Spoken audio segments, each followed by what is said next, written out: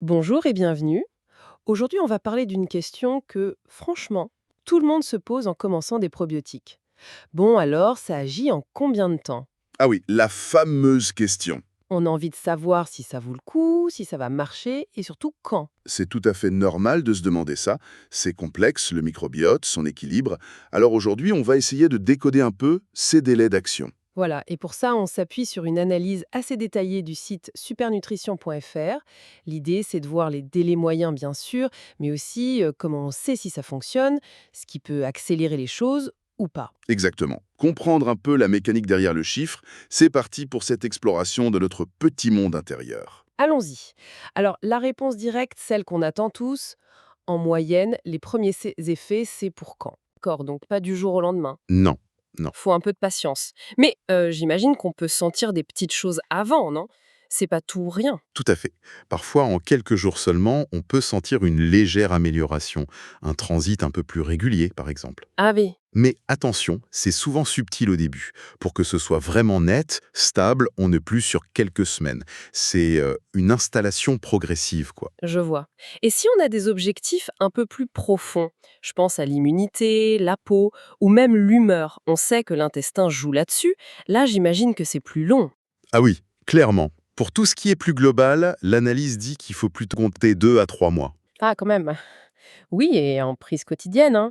Pour la peau, ça peut même être plus que 3 mois. C'est logique, on touche à des systèmes complexes.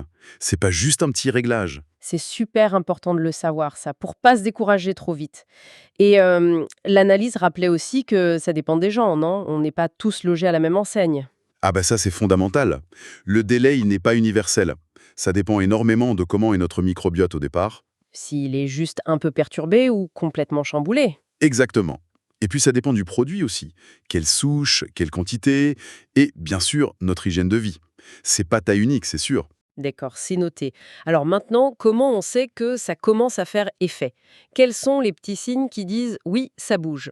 Ben le premier endroit où regarder, c'est le ventre, le système digestif. Les sources le disent. C'est souvent là qu'on voit les premiers signes positifs. Et ça se manifeste comment, concrètement? C'est quoi ces signes? Le plus courant, c'est une meilleure régularité du transit. Moins de constipation ou alors des selles mieux formées si on avait plutôt des diarrhées. D'accord.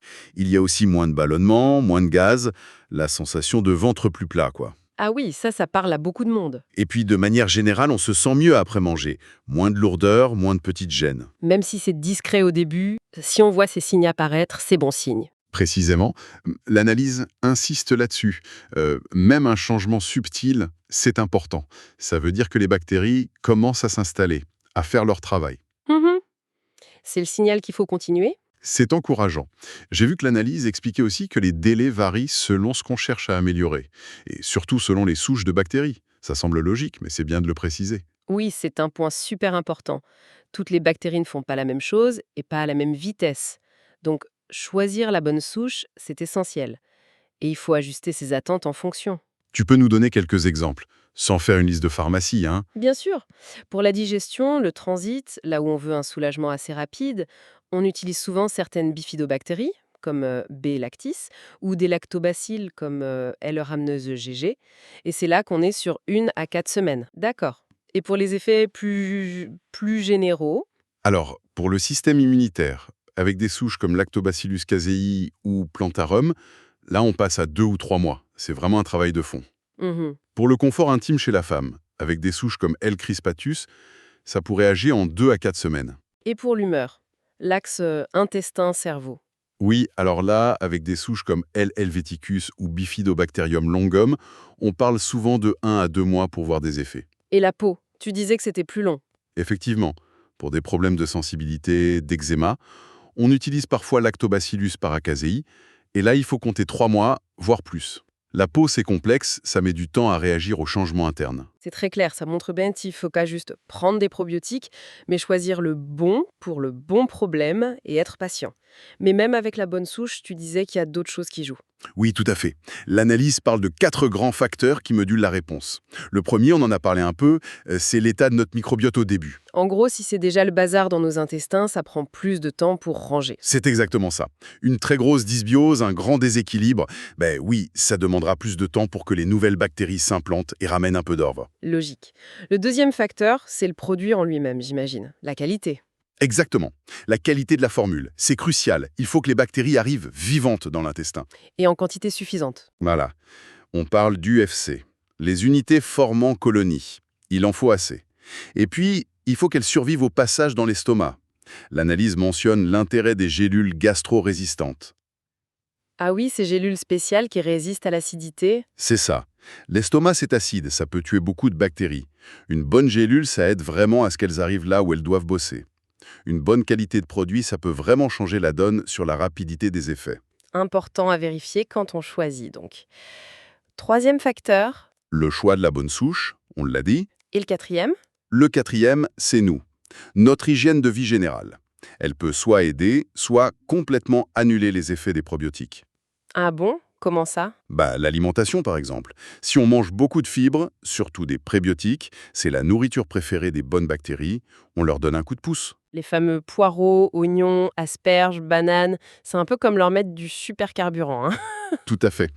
Et à l'inverse, si on mange trop de sucre, trop de produits transformés, ça favorise plutôt les mauvaises bactéries.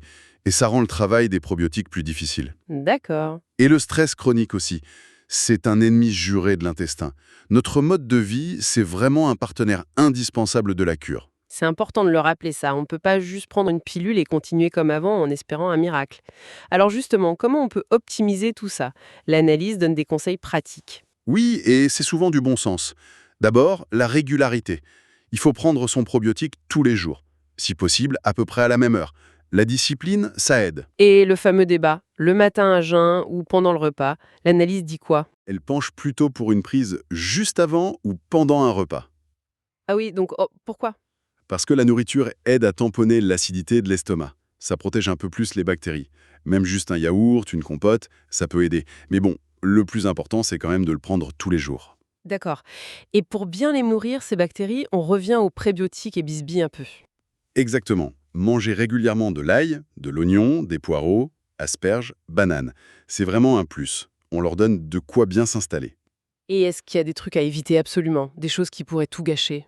Oui, deux choses principales. D'abord, éviter de les prendre avec une boisson très chaude. Genre le café ou le thé brûlant du matin? Voilà, ça peut tuer les bactéries. Mieux vaut de l'eau à température ambiante. Et deuxièmement, essayer de limiter les excès de sucre et d'aliments très transformés qui, comme on disait, créent un environnement moins favorable. Très clair tout ça. Mais imaginons le pire. On fait tout bien, on est patient, et rien. Pas le moindre petit effet après plusieurs semaines. Pourquoi ça peut arriver? C'est hyper frustrant ça, mais ça arrive. Et ça ne veut pas dire que les probiotiques en général ne servent à rien. L'analyse donne 4 raisons possibles. La première, ce serait une erreur de casting. Oui, en gros, la souche choisie n'est juste pas la bonne pour le problème qu'on a. Si on prend un super probiotique pour le transit alors qu'on a un souci de peau, ça ne marchera pas sur la peau. Logique, faut bien cibler. Deuxième raison, Un problème de qualité ou de dose? tout à fait. Le produit est peut-être pas top, pas assez d'UFC, bactéries mortes, mauvaise protection. La qualité, ça compte énormément pour l'efficacité. Et notre hygiène de vie, encore elle, peut être la coupable. Oui, c'est la troisième piste. Si on a un mode de vie vraiment très déséquilibré, beaucoup de stress, une alimentation pas terrible, ça peut créer un environnement tellement hostile dans l'intestin que même un bon probiotique a du mal à faire bouger les lignes. C'est comme essayer de planter des fleurs sur du béton, quoi. Je vois. Et la dernière raison, c'est peut-être la plus simple, mais dure à accepter. Le manque de temps, tout bêtement. Surtout si le déséquilibre est là depuis longtemps, ou si l'objectif est compliqué, comme l'humidité ou l'humeur. Parfois, 1 mois ou 2, ça suffit juste pas. Il faut persévérer un peu plus. D'accord. Pour Fimon, l'analyse répondait à quelques questions courantes. On peut en éclaircir certaines. Par exemple, si on ne sent rien tout de suite, c'est normal. Donc, Oui, absolument normal. C'est progressif. C'est pas un médicament qui assomme les symptômes en 2 heures. Faut vraiment être patient au début.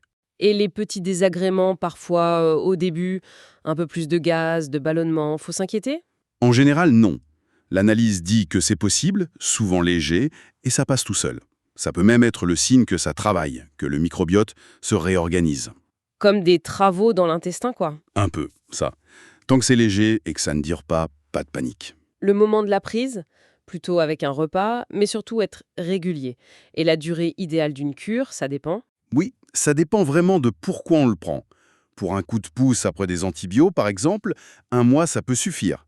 Mais pour rééquilibrer sur le long terme, améliorer le confort digestif durablement, soutenir l'immunité, l'analyse suggère plutôt 3 mois, voire plus.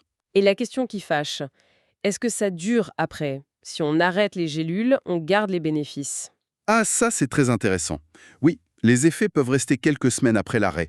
Mais, et c'est crucial, pour que ça dure vraiment longtemps, ça dépend énormément de ce qu'on fait après. C'est-à-dire? Si on ne continue pas à bien manger, avec des fibres, des aliments fermentés, si on ne gère pas son stress, il y a de grandes chances que le microbiote revienne petit à petit comme avant. Donc les probiotiques, c'est plus une aide pour démarrer, un coup de pouce, qu'une solution miracle qui nous dispense de faire attention après. Pour rééquilibrer, pour aider à repartir sur de bonnes bases. Mais la vraie durabilité, elle se construit au quotidien avec de bonnes habitudes. Très bien. Bon, si on résume, les effets, c'est pas immédiat. Ça prend du temps, des semaines, parfois des mois. Ça dépend de pourquoi on les prend, de la souche, de nous, de notre mode de vie.